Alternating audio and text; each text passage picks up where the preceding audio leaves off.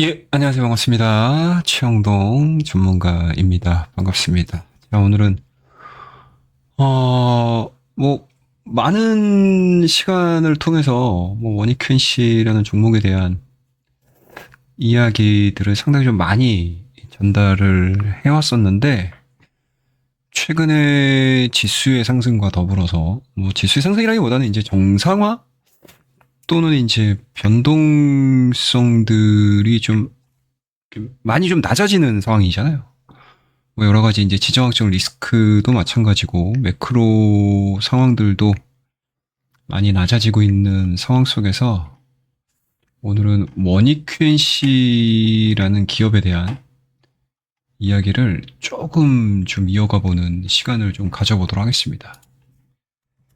그래서 최근에 원익QNC의 주가가 직전 고점을 강하게 돌파를 시켰어요.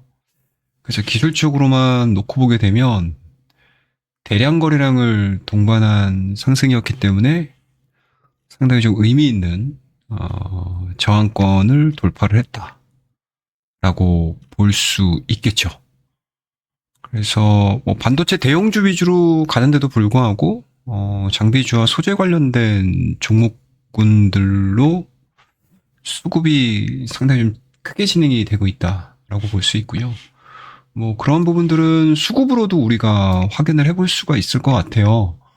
그래서 6월 10일 정도를 기준으로 해서 외국인들에 대한 매수 비중 자체, 보유 비중 자체가 지금 늘어나고 있는 상황들이고 고점을 돌파를 시키는 상황 속에서 외국인들의 보유 비율 자체가 역대급이죠. 11% 거의 12%에 육박하는 보유 비율을 보여주고 있는 상황들이어서 확실히 실적을 기반으로 한 종목에 대한 강세 흐름들은 아무리 외국인들이 매도가 진행이 된다 하더라도 꾸준하게 유입이 되고 있구나라는 것들을 우리가 확인을 해볼 수가 있는 상황들이고요.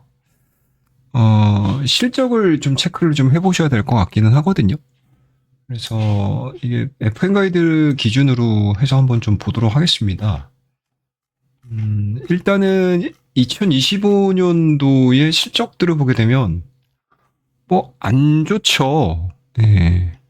하지만 2026년도의 예상 실적을 기준으로 해서 보게 되면 아직까지 2분기 실적을 우리가 확인을 해야 되는 상황들이긴 하지만 1년 동안의 실적을 예상 실적을 보게 되면 작년도 영업이익 대비해서 이제 2배가량 늘어나는 수치들을 지금 예상을 하고 있는 상황들이기 때문에 2025년도와 2026년도는 완전히 좀 달라지고 있다라고 볼 수 있고요.